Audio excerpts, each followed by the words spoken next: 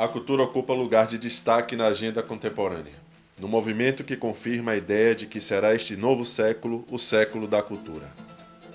Nas agendas nacionais e foros internacionais, evidencia-se a importância das políticas culturais.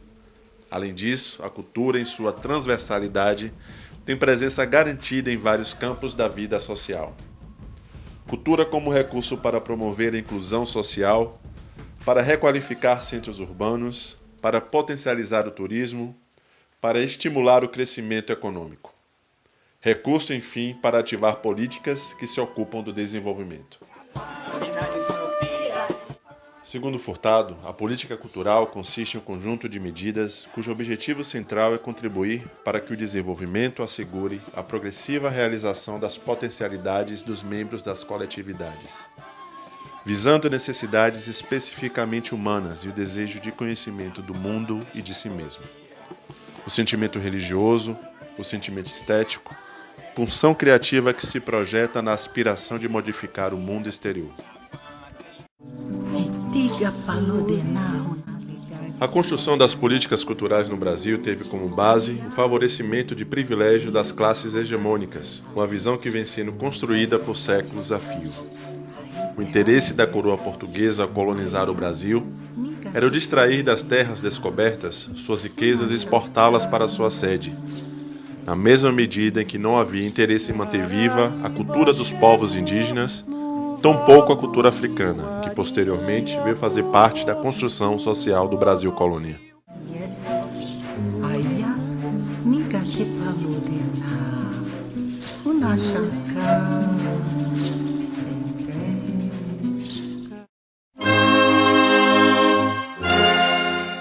No Estado Novo, Vargas inaugura simultaneamente as políticas culturais nacionais e a tradição de sua problemática com o autoritarismo, ao atuar de forma mais sistemática na instrumentalização de um Estado nacionalista com destaque para a cultura na área de música, artes, cinema, livro e patrimônio histórico e artístico, a partir dos princípios da cultura eurocêntrica, uma vez que voltadas para as belas artes e a indústria cultural.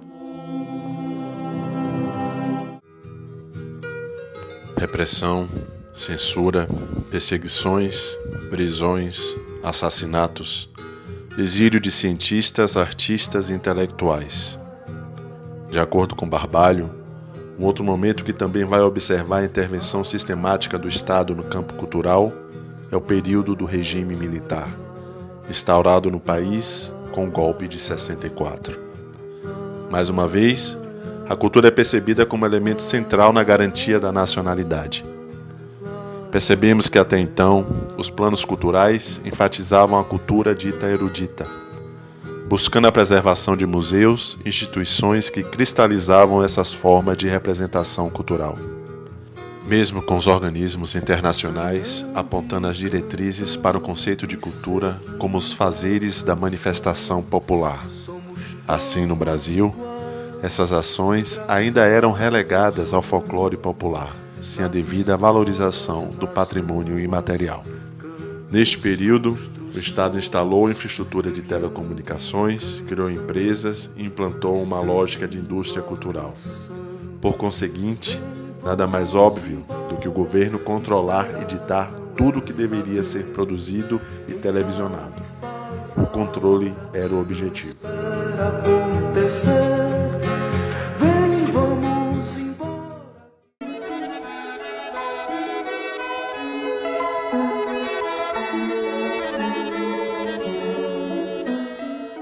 No período de redemocratização brasileira, a partir do governo de José Sarney, vários problemas se instalaram com a criação das entidades culturais, a exemplo da instabilidade, da autoridade e da descontinuidade administrativa.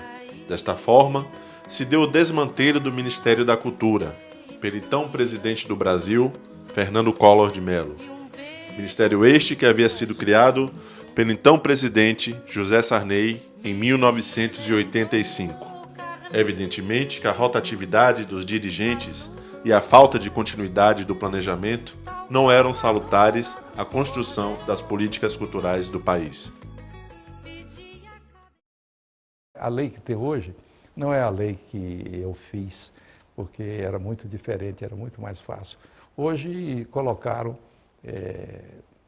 projetos culturais para incentivar, terem que ser aprovados pelo Ministério da Cultura. Ministério do que eu acho que não, porque quando eu defendi a lei de incentivos à cultura, a minha visão é que a sociedade industrial ela gera valores materiais. A estabilidade do Ministério da Cultura só foi alcançada com os 8 anos de governo de Fernando Henrique Cardoso, que teve como único gestor Francisco Efort. Neste período, a política cultural teve como seu fundamento ideológico a proposição de que a cultura é um bom negócio, e como principal suporte as leis de incentivo fiscal, Rouanet e do audiovisual. Tal opção se alinhava com a política mais ampla do governo FHC, apoiada no ideário neoliberal de privatização das empresas públicas e consequente diminuição do papel do Estado. A escolha desse modelo teve consequências funestas para o campo cultural do país, pois, com o passar do tempo, as empresas passaram a patrocinar os eventos basicamente por meio dessas leis, e o que deveria ser uma legislação para atrair o empresariado para o patrocínio da cultura tornou-se um instrumento de acomodação. Por sua vez, as leis Rouanet e do audiovisual, desacompanhadas de uma política nacional de cultura, como ocorreu durante a gestão Efort, ampliaram as desigualdades entre as regiões brasileiras no que se refere ao apoio à produção cultural.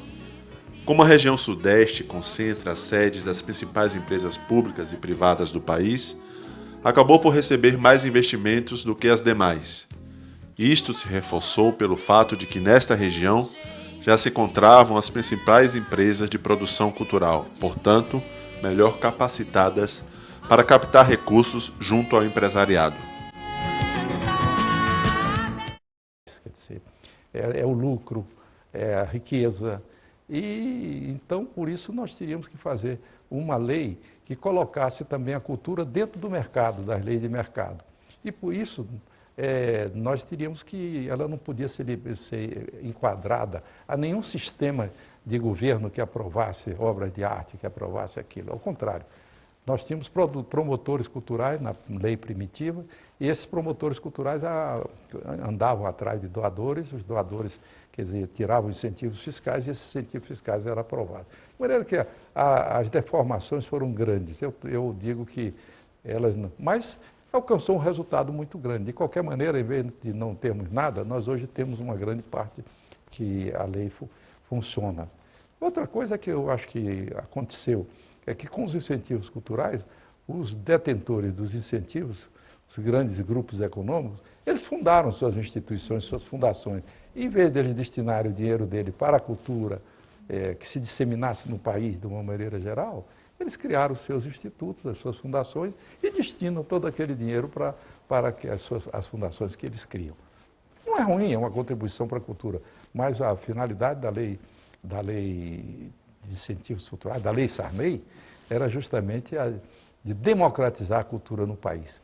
Em todo lugar tivesse um teatrinho, em todo lugar tivesse um escritor, que tivesse incentivos do local, e sem essa burocratização que hoje passou a ter.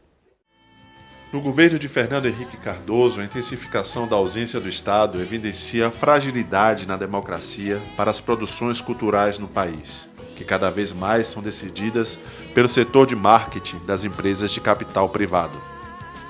O resultado da política cultural do Ministério da Gestão Efort foi uma enorme concentração na aplicação de recursos. Portanto, produtores renomados e ações culturais concentradas na região Sudeste foram quem receberam a maior parte destes recursos. As leis de incentivos fiscais foram percebidas como um enfraquecimento do Estado, já que o mesmo, além de renunciar à coleta de impostos, renuncia ao poder de decisão, passando para as empresas privadas, que, por sua vez, possuem interesses mercadológicos bem definidos. Em outras palavras, o Estado paga e o mercado privado decide onde e em que investir. É o Estado ausente na aplicação cultural em tempos de democracia.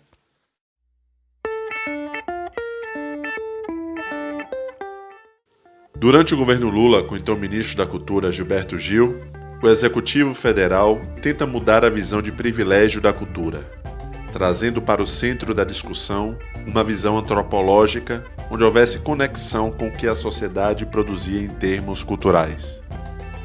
Era o enfrentamento do autoritarismo instalado, combate este que passou a ser tema da agenda ministerial. Iniciou-se assim um projeto de mudança, mas ainda há muito que evoluir, ainda há muito o que democratizar, principalmente em razão da visão elitista da cultura que ainda norteia a aplicação das políticas culturais na sociedade brasileira. Durante a gestão do ministro Gil, houve de fato um fortalecimento do MINC, com a elaboração de um plano de reformulação de sua estrutura, quando o Ministério realizou uma série de consultas e fóruns com a participação de diversos atores da área artística e da sociedade em geral. Estavam abertos os primeiros diálogos entre o MINC e a sociedade civil. Com este enfoque, Gilberto Gil, em seu discurso de posse como ministro da Cultura em 2003, afirmou que o governo não pode ser apenas uma máquina de distribuição de verbas para a cultura em face de uma determinada porção de empresários, chamada de clientela preferencial. O Ministério não pode, portanto, ser apenas uma caixa de repasse de verbas para uma clientela preferencial. E prossegue. Tenho então de fazer a ressalva, não cabe ao Estado fazer cultura, a não ser no sentido muito específico e inevitável. A cultura produzida, vivida, sofrida, parida pelo povo no Brasil, essa cultura que fervilha no dia a dia, essas coisas não eram propriamente elencadas no elenco das coisas da cultura, das riquezas culturais do país. O primeiro deslocamento é esse. E daí, tantas outras coisas. Não é? Fortalecimento institucional do Ministério, capacidade de articulação nacional com os estados e os municípios, com a sociedade civil, diálogo aberto mais amplamente com o setor empresarial, no sentido de estimular. O país foi para os grandes fóruns internacionais de cultura, debater, discutir, apoiar a Unesco no fortalecimento do seu projeto de criação de uma convenção da diversidade cultural, brigar lá na OMP pela imposição, enfim, do Brasil como um país culturalizado, um país de grande cultura, um país onde a produção material tem que estar necessariamente, o desenvolvimento tem que estar necessariamente ligados à cultura.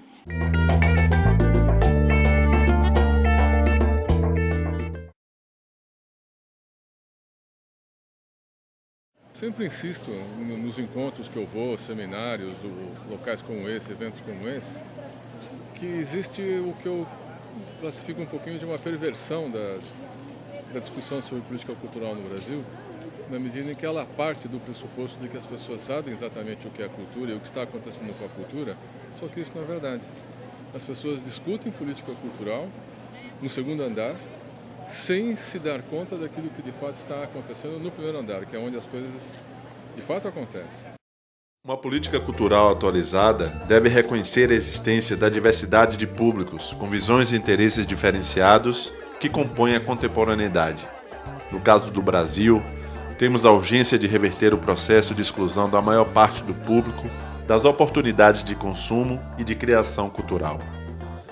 O que verificamos é que as políticas culturais devem ser formuladas com a participação de quem é atingido por elas. Os produtores, os agentes, os gestores culturais, os artistas e o público em geral devem participar e interferir no processo de decisão no campo de políticas públicas culturais. Assim, buscar a valorização das manifestações culturais locais que permitem a redescoberta dos artistas locais como de novas formas de produção artístico-culturais. Segundo Calebre, a base de um novo modelo de gestão está no reconhecimento da diversidade cultural dos distintos agentes sociais na criação de canais de participação democrática. É que a política cultural do século XX e a política cultural da era pré-internet não serve para o século XXI e nem para a época pós-internet. e nós vamos ter que encontrar outros formatos, outros caminhos, outros modos de relacionamento, que, aliás, na verdade, já estão por aí. Por exemplo, um desses indícios, o fato de que os jovens estão tomando a si a sua própria responsabilidade por sua própria conta é a produção cultural. Ninguém mais precisa ir a uma Secretaria de Cultura ou ao Ministério para fazer um filme pequeno, grande, médio. Esta máquina que está aqui, eu não sei muito bem qual ela é, mas é possível rodar aqui, eu acredito, um bom vídeo. E se você tiver um mínimo de pós-produção, você vai fazer um excelente vídeo. Então você não precisa mais daquela quantidade de recursos, você não precisa mais de um intermediador. Esse é o ponto fundamental. A cultura se tornou um recurso não apenas por suas temáticas culturais, mas também por estar presente em muitos campos da vida social.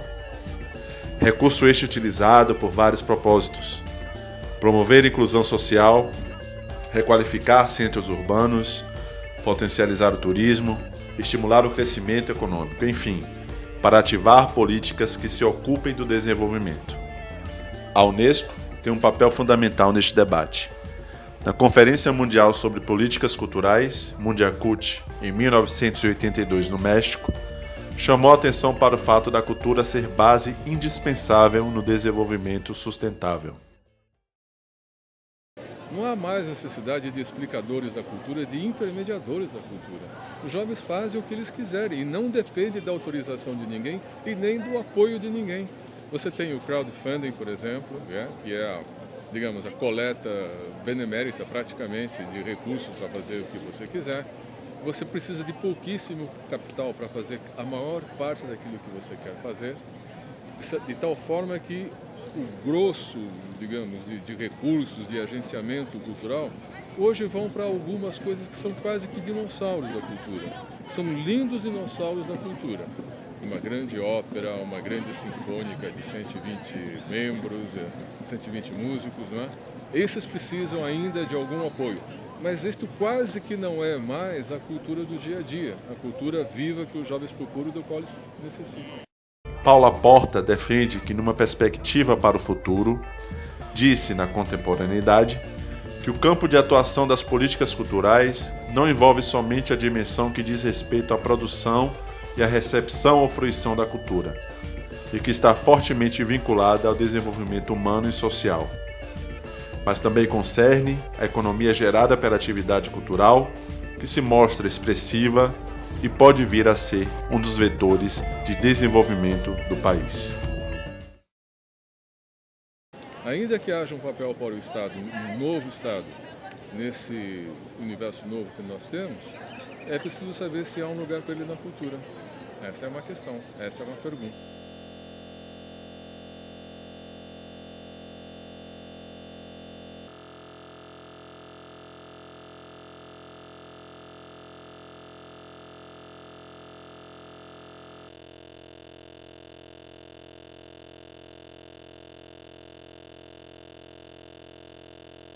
Fascista, depois de Hitler, se abstém de ter o Estado à frente da cultura.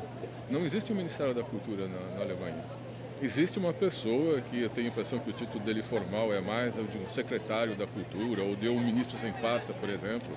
Acompanha a Angela Merkel quando ela vai ao exterior para ser o interlocutor de cultura, mas ele não tem uma pasta e a maior parte das instituições culturais e das iniciativas culturais na Alemanha são repassadas para a cidade e algumas para os Länder, que são os estados, equivalente aos estados.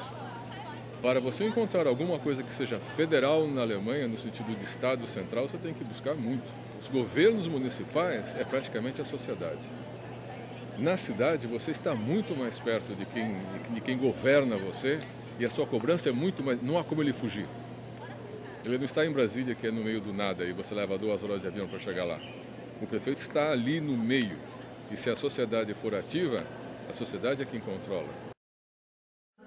A mais de 1000 decibéis, virado numa goteira.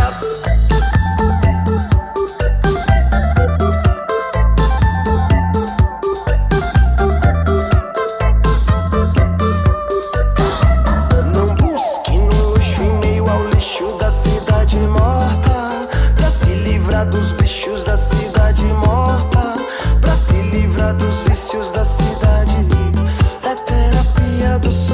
faz bem.